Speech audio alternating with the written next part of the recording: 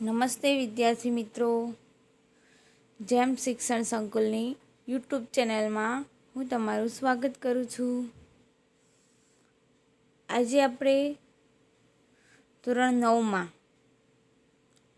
એક નવા પ્રકરણની શરૂઆત કરીશું. તો આ નવું પ્રકરણ છે ભારતનું ન્યાયતંત્ર. તો વિદ્યાર્થી મિત્રો, આપણે જોઈએ કે ભારતનું ન્યાયતંત્ર, તેમાં સંઘ સરકારના બે અંગો, ધારાસભા અને કારોબારી, આ બેનો તો આપણે અભ્યાસ કર્યો આગળ. તો હવે આપણે આજે ત્રીજા સ્વતંત્ર, નિષ્પક્ષ અને સળંગ એવા એક સૂત્રીય વિશિષ્ટ તંત્ર કે અંગ, જે ન્યાયતંત્ર જેને આપણે કહીએ છીએ, આ ન્યાયતંત્ર વિશે વિગતે અભ્યાસ કરીશું. તો ભારતની સંઘીય રાજ્ય પદ્ધતિમાં ભારત એક સંઘ દેશ છે. સંઘ પ્રદેશ છે ને, કેમ કે રાજ્યો અને બીજા ઘટક રાજ્યો બંનેનો બનેલો દેશ છે. એટલે આ સંઘ રાજ્ય પદ્ધતિમાં સમગ્ર દેશમાં એક જ સોપાનબદ્ધ, એટલે પગથિયાવાર, સળંગ અને એક સૂત્રતા જળવાય તેવી ન્યાય પદ્ધતિ છે. ભારતના ન્યાયતંત્રની વ્યવસ્થા સુગ્રથિત પિરામિડ સ્વરૂપે જોવા મળે છે. સરસ મજાની પિરામિડ સ્વરૂપે યોગ્ય વ્યવસ્થા જોવા મળે છે. આપણે ત્યાં એક સૂત્રીય ન્યાયતંત્રની રચના કરવામાં આવી છે. બધા એકબીજાની સાથે જોડાયેલા છે, એટલે કે એક સૂત્રીય ન્યાય વ્યવસ્થા છે. એક સૂત્રમાં જાણે ગોઠવાયેલી છે. તદનુસાર કેન્દ્ર કક્ષાએ ટોચ ઉપર, એટલે કે આખા દેશની કેન્દ્ર કક્ષાએ ટોચ ઉપર આવેલી છે સર્વોચ્ચ અદાલત, એટલે કે સુપ્રીમ કોર્ટ. જ્યારે તેની મધ્યમાં રાજ્યમાં, દરેકે દરેક રાજ્યમાં વડી અદાલત, એટલે કે હાઈકોર્ટ, અને તેના તાબા હેઠળ તાલુકા કક્ષાએ બીજી સ્થાનિક અદાલતો અને તાબા હેઠળની વિશિષ્ટ અદાલતો, જેમ કે ટ્રાયલ કોર્ટો, તેમજ જુદા જુદા હેતુઓ માટે બનાવવામાં આવેલી ટ્રિબ્યુનલો. જો આ બાજુમાં અહીં ચિત્ર આપેલું છે, એમાં જોઈ શકાય છે કે સૌથી મોટી અદાલત આખા દેશની એ સુપ્રીમ કોર્ટ, સર્વોચ્ચ અદાલત, જે એક જ છે ને કોર્નરમાં એક જ પોઈન્ટે. ત્યાર પછી એનાથી નાની વડી અદાલતો કે ટ્રિબ્યુનલો, જે હાઈકોર્ટો, જે સર્વોચ્ચ અદાલત કરતાં વધુ છે, પણ જિલ્લાની અદાલતો કરતાં તો ઓછી જ. ત્યારબાદ છે જિલ્લાની અદાલત કે તાલુકાની, ને એનાથી પણ નીચેની અદાલતો છે ટ્રાયલ અદાલત અથવા વિશિષ્ટ. આ એક સૂત્રતા અને સળંગ સોપાનબદ્ધ કહી શકાય, સળંગ પગથિયાવાર ન્યાયતંત્ર છે. હવે આપણે જોઈએ તો ન્યાયતંત્રનું મહત્ત્વ. ભારતમાં નાગરિકોના હકોના રક્ષણ માટે અને તેને જતન કરવા માટે કેન્દ્ર અને રાજ્ય વચ્ચેના કે રાજ્ય વચ્ચેના, એટલે કે કેન્દ્ર સરકાર અથવા રાજ્ય વચ્ચેના, અથવા તો બે જુદા જુદા રાજ્યો વચ્ચેના કાર્યના વિભાજનને લઈ અને કોઈ પણ વિસંવાદિતા સર્જાય તો બંધારણની જોગવાઈ મુજબ તેનો ઉકેલ લાવવા માટે, સમાધાન કરવા માટે સંવાદતંત્રમાં તટસ્થ અને નિષ્પક્ષ એવા ન્યાયતંત્રની આવશ્યકતા ખૂબ જ જરૂરી છે. ન્યાયતંત્ર હોય તો તટસ્થ અને નિષ્પક્ષ ન્યાય મળી રહે. બંધારણની સર્વોપરિતાને અસર ન થાય, તેથી કોઈ કાયદાની કલમ કે જોગવાઈઓ બંધારણીય સુસંગતતા તપાસવા માટે કે તેના અર્થઘટન કરવા ન્યાયતંત્ર ખૂબ જ મહત્ત્વનું અંગ છે.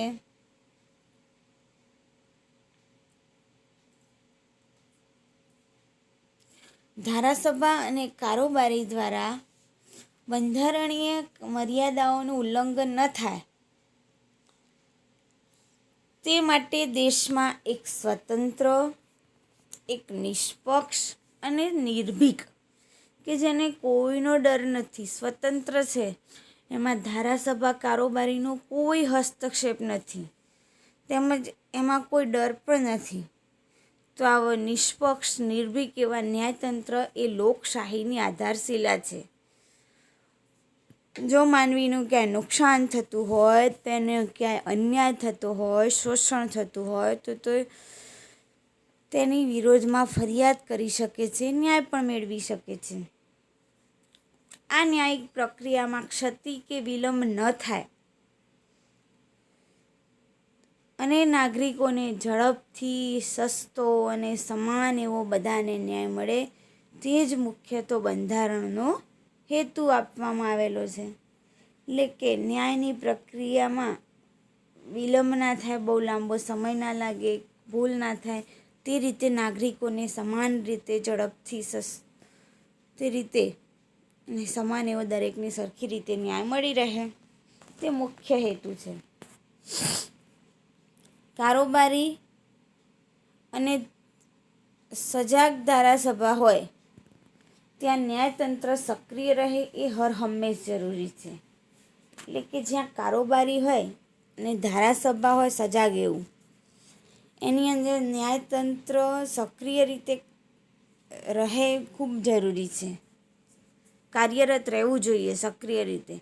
પરંતુ કેટલીક વખત કારોબારી અને વહીવટી કારોબારીની નિષ્ક્રિયતા અને બેજવાબદારપણાને કારણે, એટલે કે ઘણીવાર કારોબારીનું અને વહીવટી તંત્રની નિષ્ક્રિયતા તેમજ તેઓ જવાબદાર ના હોય એવાને કારણે ધારાસભાની આપખુદશાહીના પરિણામે જાગૃત, નીડર, સ્વતંત્ર, નિષ્પક્ષ એવા ન્યાયતંત્રએ ન્યાયિક સક્રિયતા દર્શાવી છે.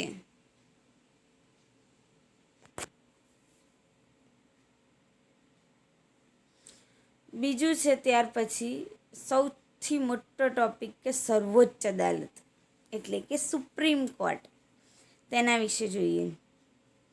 તો આ આપણા દેશની ન્યાયતંત્રમાં આવેલી સૌથી ટોચના સ્થાને આવેલી અદાલત છે, એટલે કે સર્વોચ્ચ અદાલત છે. ભારતના બંધારણ મુજબ તે દેશની સર્વોચ્ચ ન્યાયિક સંસ્થા છે, સૌથી ઊંચી ન્યાય માટેની સંસ્થા ભારતીય બંધારણ મુજબ. અને આ તેની બેઠક ક્યાં આવેલી છે? નવી દિલ્હીમાં.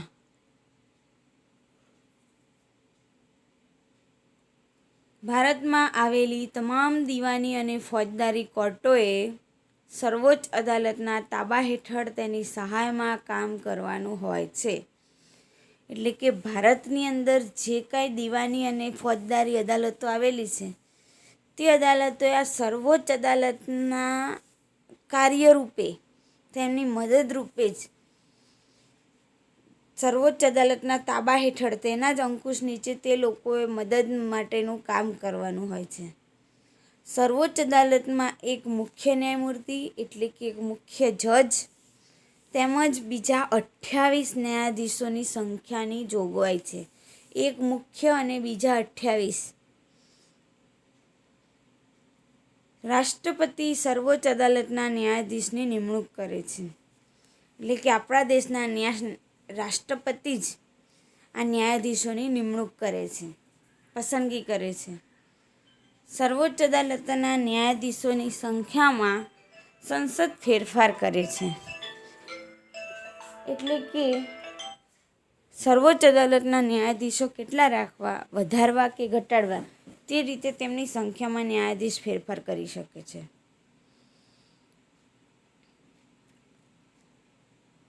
જો રાષ્ટ્રપતિને એમ લાગે કે સર્વોચ્ચ અદાલતમાં ન્યાયિક કાર્યવાહીનો બોજ વધી ગયો છે, ન્યાય માટેની બાબતોનો વધુ પડતો બોજ થઈ ગયો છે, તો તેઓ બંધારણીય સત્તા મુજબ એડહોક ન્યાયાધીશોની નિમણૂક પણ કરી શકે છે.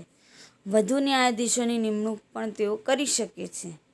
અને સર્વોચ્ચ અદાલતના વરિષ્ઠ ન્યાયાધીશોની નિમણૂક એ શ્રેયાંતના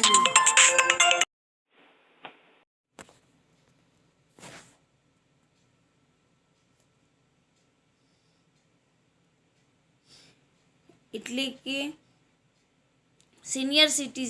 સિનિયોરિટીના આધારે સર્વોચ્ચ અદાલતના વરિષ્ઠ ન્યાયાધીશોની નિમણૂક શ્રેયાંતના આધારે એટલે સિનિયોરિટીના આધારે પણ થાય છે.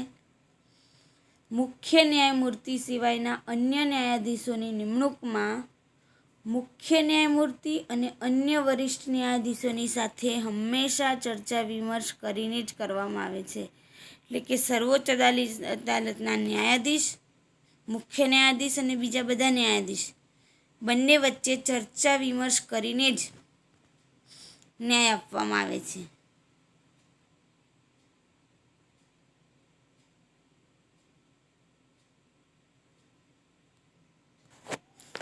હવે જોઈએ લાયકાતો, એટલે કે સર્વોચ્ચ અદાલતના ન્યાયાધીશ તરીકેની નિમણૂક પામનાર વ્યક્તિની લાયકાત કેવી હોવી જોઈએ? તો પ્રથમ, તે ભારતની નાગરિક હોવી જોઈએ.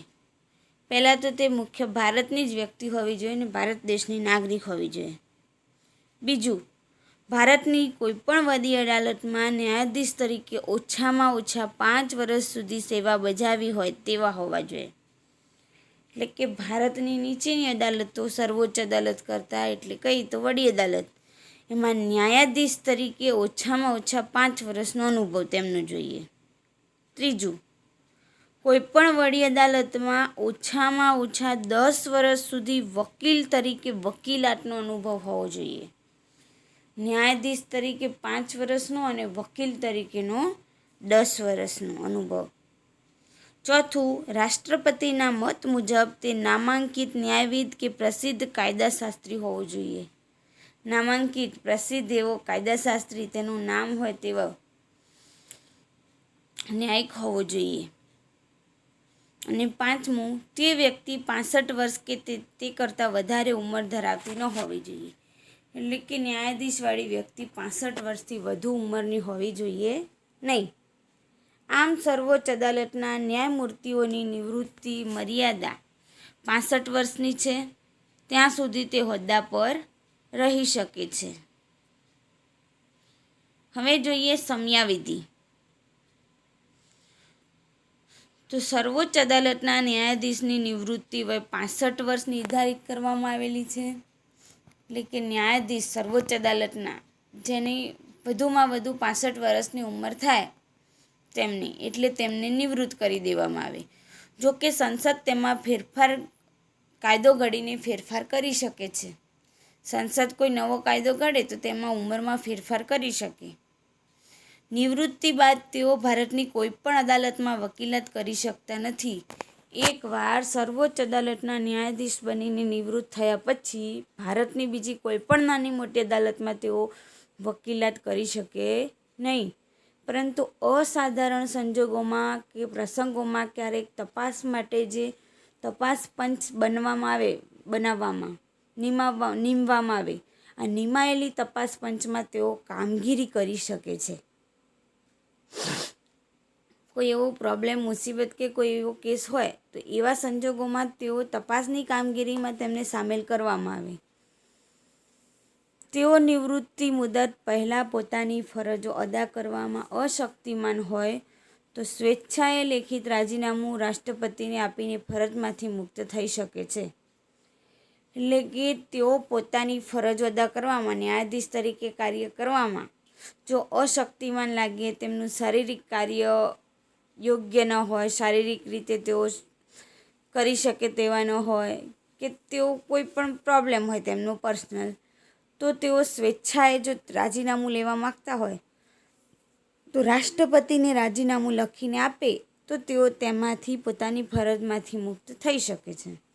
પરંતુ અયોગ્યતા સાબિત થવાથી, પરંતુ જો તેના કાર્યમાં કંઈ ખરાબી હોય, અયોગ્ય હોય, તેઓ ગેરવર્તણૂક હોય, તેમનું બિનકાર્યક્ષમતા હોય તેમનામાં, તો આવા કારણે તેમને પદ ઉપરથી દૂર કરવાના સંજોગોમાં તેમને તેમની નોકરીમાંથી છોડી દેવા ન્યાયાધીશ તરીકેની, એમને એમના પદ ઉપરથી દૂર કરવાના સંજોગોમાં તેમજ બંધારણીય મર્યાદાઓના ભંગ કરવાના કારણોસર, એટલે કે બંધારણની મર્યાદાઓનો ભંગ કરવાના કારણો માટે કે ગંભીર ગેરરીતિ કે ભ્રષ્ટાચાર આચરવાના આરોપસર તેમની સામે સંસદમાં મહાભિયોગની કાર્યવાહીથી ન્યાયાધીશને હોદ્દા પરથી બરતરફ કરવામાં આવે છે. એટલે કે તેમની સામે મહાભિયોગ નામની કાર્યવાહી કરવામાં આવે અને હોદ્દા પરથી દૂર કરવામાં આવે.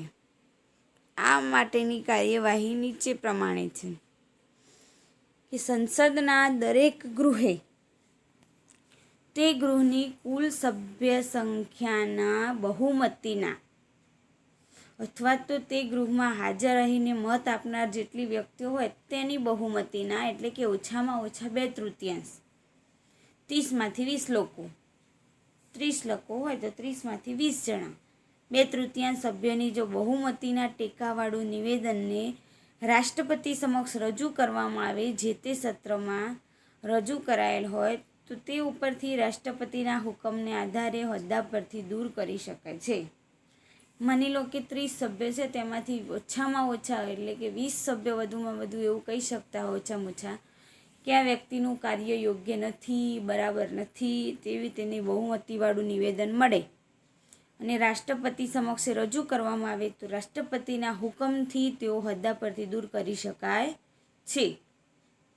સંસદ ન્યાયાધીશના ગેરવર્તન અંગેનું નિવેદન રજૂ કરવા માટેની અને તપાસની કાર્યવાહી માટે તેમજ સાબિતી માટેની કાર્યવાહીનું નિયમન કરશે.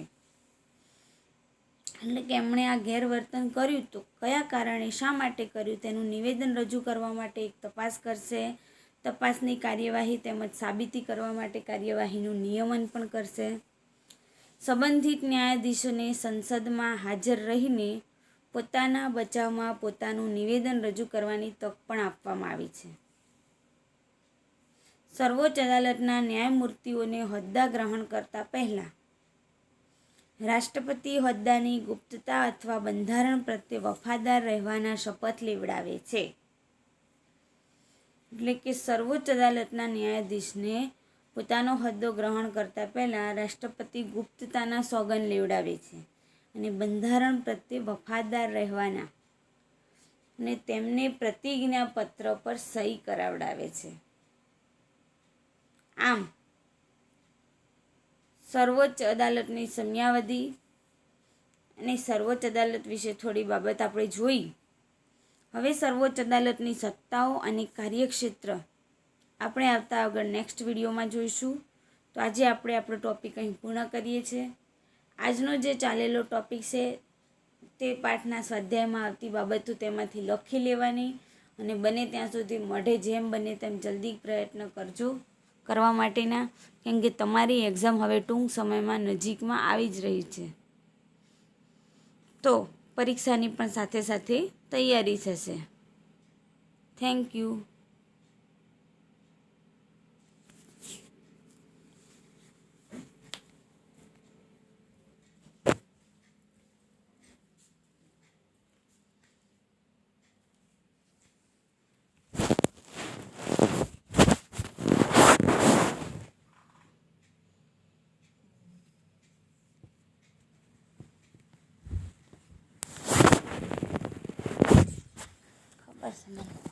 બસ ખબર ભલે હોય